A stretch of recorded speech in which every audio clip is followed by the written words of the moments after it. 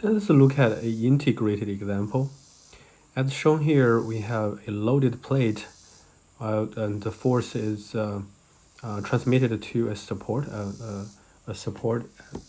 gusset plate through a single shear pin.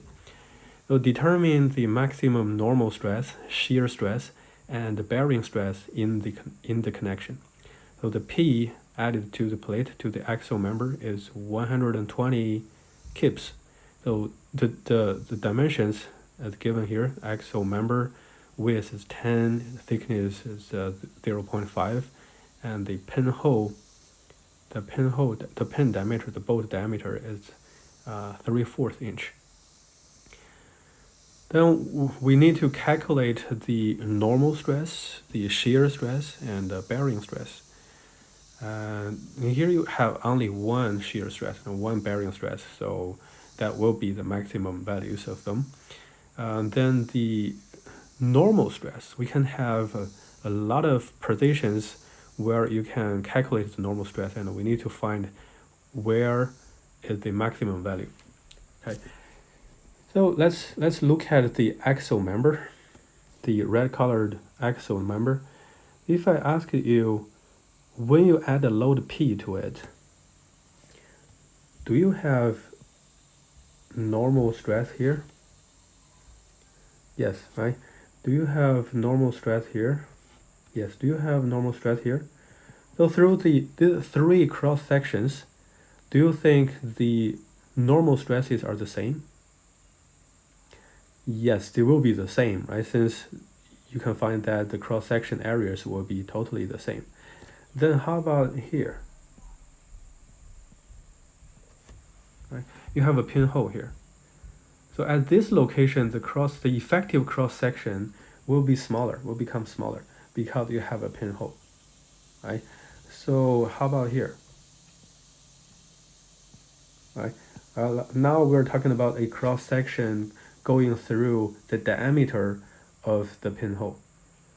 Here I think you can find the smallest cross-section area at this position, right?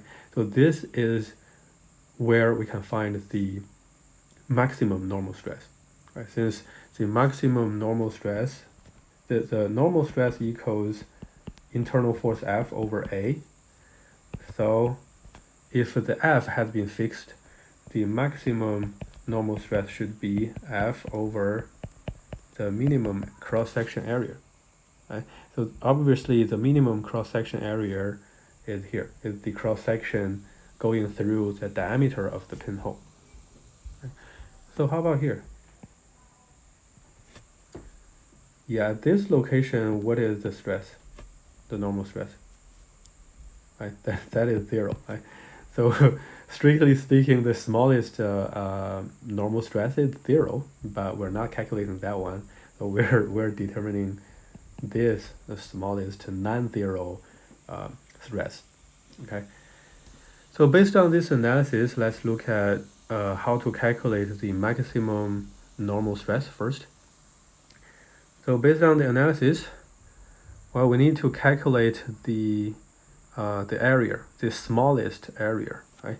So as shown here, the minimum cross-section area can be calculated as, well, just the overall area minus the projected area of the pinhole, right? So that will be 10 minus 3/4 times the thickness, right? Times the thickness of the plate, that is 0.5. And so here we will get a number that would be 4.625 inch square. Right, since our equation says maximum normal stress equals F over A minimum, right? So we also need to determine the F. So what is F in this case? I ignored I skipped the free body diagram and the equilibrium equations, since this is a simple enough case, right? The F equals P, right?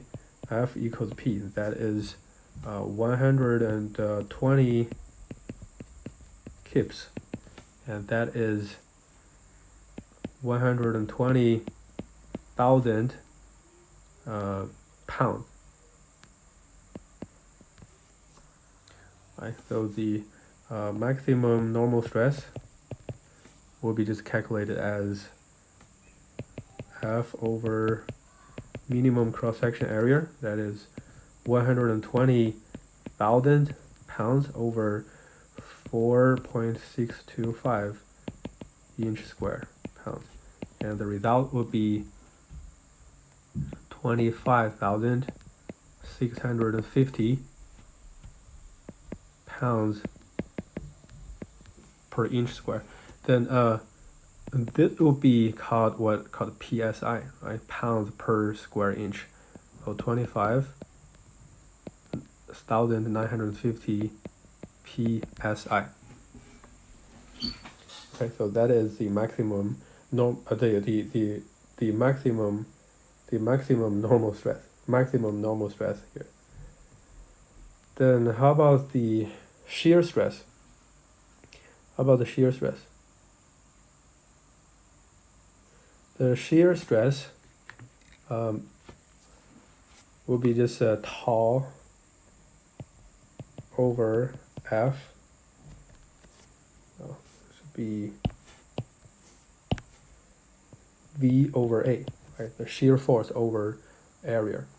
Through our analysis, well, we have known that the cross section here is this pin, right? Is this pin, this bolt. Then this pin is a single shear pin, right? So through a free body diagram, so you can know that the V equals F, or V equals P, right? Equals 120,000 pounds. And the cross section is a circle, so it is a pi over 4 d squared, and that is pi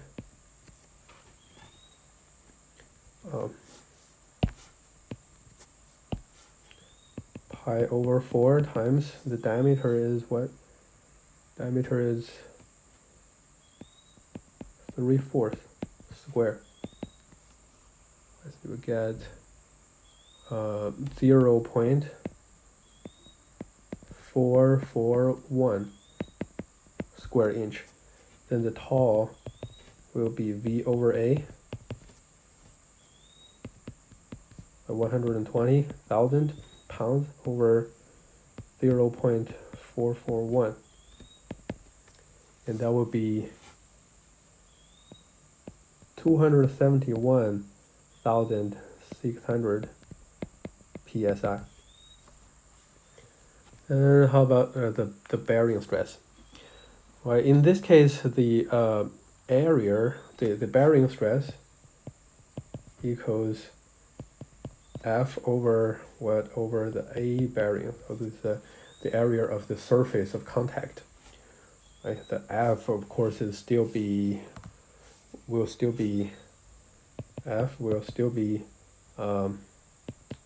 120,000 pounds, and the bearing area, the area of contact, again, will be the projected area, right? Projected area of the semi-cylinder, right? Then that will be this gray colored rectangle, right?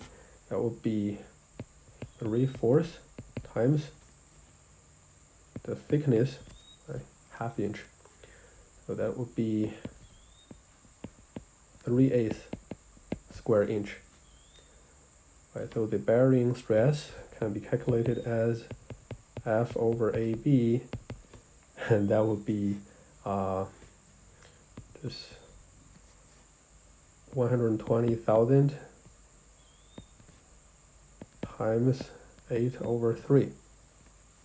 40 times 8, so that would be 320,000 psi. That's it.